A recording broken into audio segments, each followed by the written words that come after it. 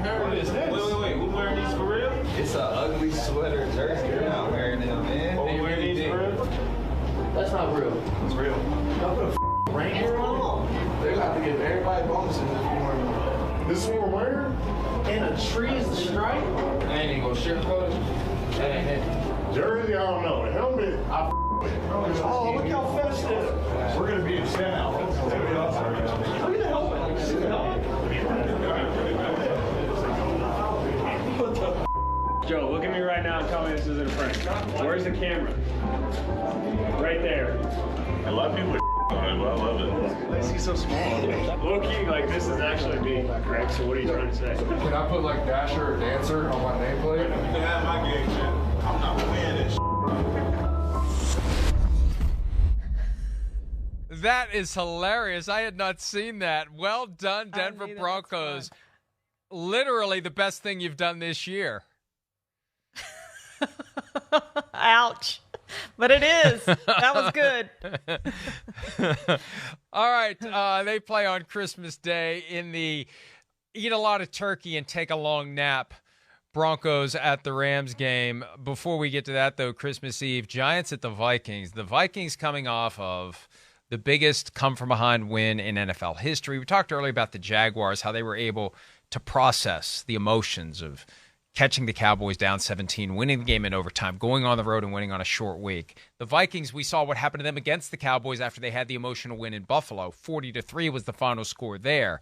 You think the Vikings can refocus? They're doing the white out. Although they don't have white helmets, they've got white jerseys, white pants, white stadium, white end zones, white everything. They should just open the roof and let it snow inside the dome. It's not retractable, but that's just a detail. Do you think they can focus and get it done against the Giants, who feel pretty good about themselves after beating the Commanders and pretty much have the 6th seed in their grasp, Charean? Yeah, I think the Vikings get it done at home, Mike. Hey, they finally gotten to where they've scored more points than they've given up, 351 to 349. That 32nd ranked defense, though, Mike, is still a huge concern for them. The passing yards that they've given up are a huge concern for them. The 31st in passing defense.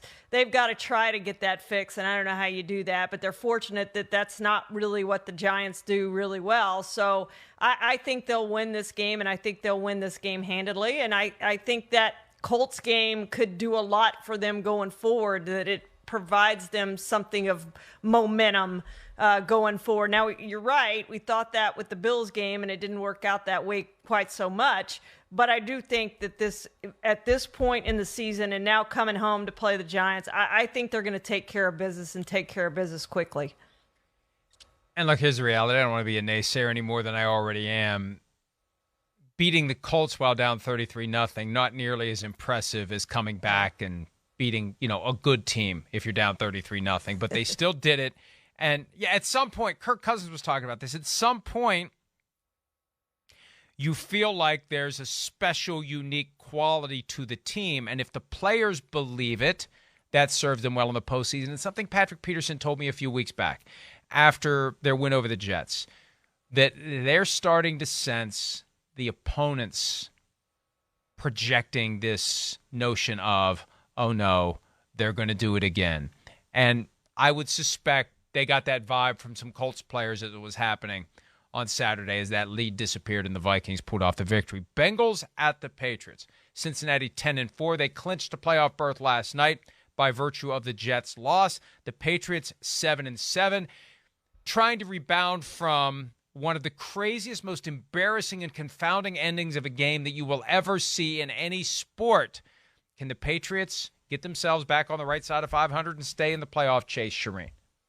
No, and they're banged up in the secondary, Mike, which is not going to help them against those receivers with the Bengals. And this is a team, we talk about the roller coaster of a season. The Bengals weren't a team early on that we were talking about, being in the conversation to get back to the Super Bowl. And now we are. They may be playing better than any other team in the NFL right now. They're playing really, really well. I'm a big believer in the Bengals, and I'm a big believer in what they can do in the postseason. And I believe in them more than I believe in Mac Jones, and I believe in Matt Patricia. And I guess that's the question, we talk about spinning it forward, what's the future for Mac Jones and what's the future for Matt Patricia in New England with the way they played? I mean, Mac Jones has just been I mean, he's been better than Zach Wilson, but it's not like he's been good. And maybe that this is an opportunity after the season, if the Patriots don't make the postseason, to step back and say, this guy's not going to get us over the hump. We need to change our idea at quarterback and go find a different quarterback. Hey, maybe it's Jimmy Garoppolo coming back to save the day for New England. And look, you mentioned that it's time to think about the future of Mac Jones and Matt Patricia. I think we're getting close to the point where there needs to at least be a conversation about the future of Bill Belichick. That's a conversation for another day. That's something that Sims and I have kicked around recently. Let's see what happens on Saturday. Let's see how the season ends. But this is not sustainable. And I don't care how many Super Bowls you've won. The Patriots fans aren't going to stand for this, and ownership isn't going to stand for it if they don't turn something around. And that loss was so embarrassing and so uncharacteristic of a Bill Belichick coach team that it has to be alarming to the folks who write the big checks to people like Bill Belichick. Commanders at the 49ers. The Commanders desperately need this one after losing on Sunday night in a game that had some questionable officiating down the stretch. Bottom line is they still lost. And the other bottom line is the 49ers at 10-4 are getting better and better all the time. They've won 7 in a row. Brock Purdy getting a couple extra days this time after the Thursday night game. Better defense they're going to face this week. Probably the best defense he's seen all year other than his own at practice. You think Brock Purdy can keep it going? Yeah, I do. And I just think I'm a believer in the 49ers and what they have. And Brock Purdy maybe wouldn't be doing this with another team, might say the Houston Texans or somebody like that, but he's certainly doing it with the 49ers with all the talent they have around him. Even without Deebo Samuel, he's getting it done. And so I just think that speaks to how good that defense is, and it's really, really good. How good that offensive line is, how good of weapons that this team has. I just think it's great. Now, once you get to the postseason, we know the history of rookie quarterbacks in the postseason, 9-19, I think they are, with the 19 rookie quarterbacks who played in the postseason in their careers. But this team is so good. I am a big believer in the 49ers, and I just think this is going to be another game where they're just going to roll, or should roll over the Commanders at home. You know, I had a thought while you were saying that, and I'm just going to tug on the thread a little bit here. This falls into my soapbox / crusade that there shouldn't be a draft and that the players should be able to pick where they go. Salary cap space should be allotted based upon how good or bad you are. That's how you preserve some competitive balance. But I think it's a disservice to the Zach Wilsons of the world to walk through the door with this weight of the world on their shoulders coming from their draft pedigree. Brock Purdy comes in with no pressure whatsoever. If there was no draft, and it would be like college where, hey, this is our recruiting class this year. This is the quarterback that we have this year. It just has a different vibe, and it reduces some of the pressure on those players taken, especially in round one. Just a thought that I had. But look at what Purdy's been able to do.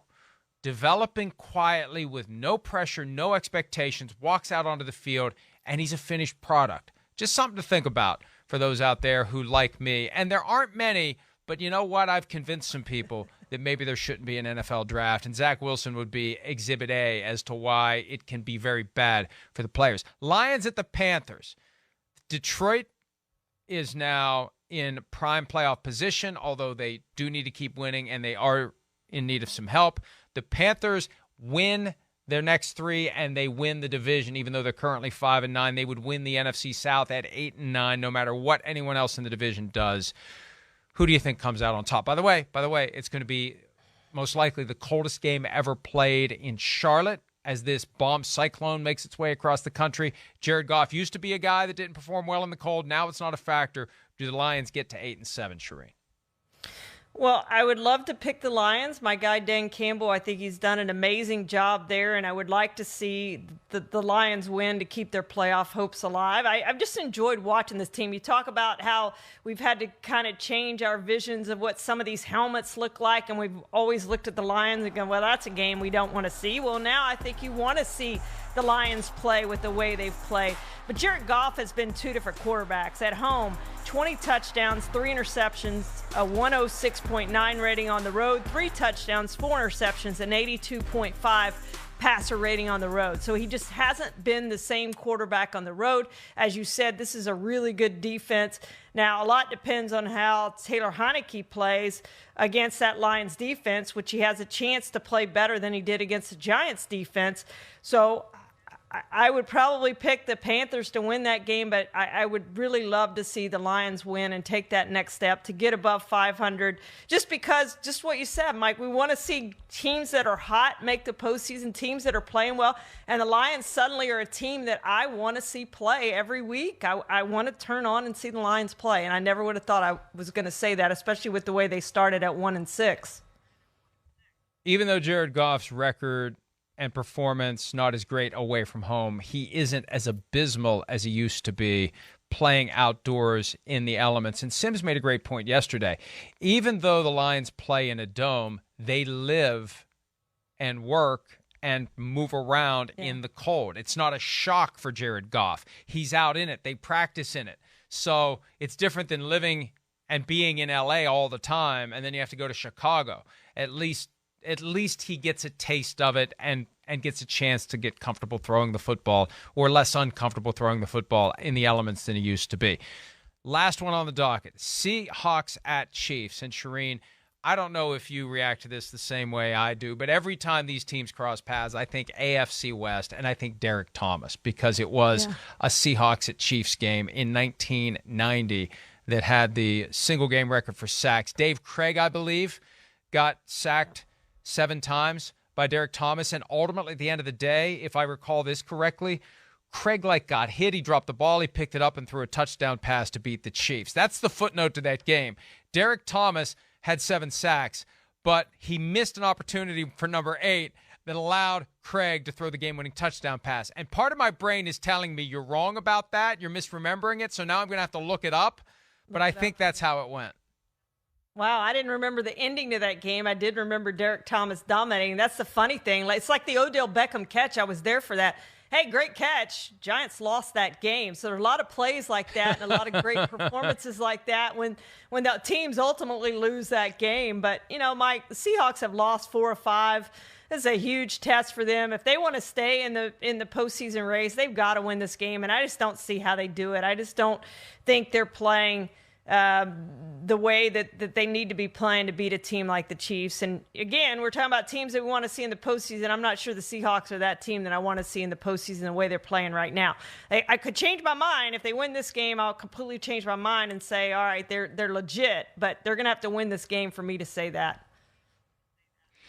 Dave Craig threw a 25-yard touchdown pass to Paul Scansey as time expired, whirling away from what appeared to be the 8th sack by Derek Thomas as the Seahawks beat the Chiefs 17-16 in Kansas City. And I think I know that story as well as I do because Coach Dungy, I believe, was on the Chiefs coaching staff at the time. Yeah, so he lived it that day when Derek Thomas had the 7 sacks and barely missed the 8th, and the Seahawks ultimately won the game.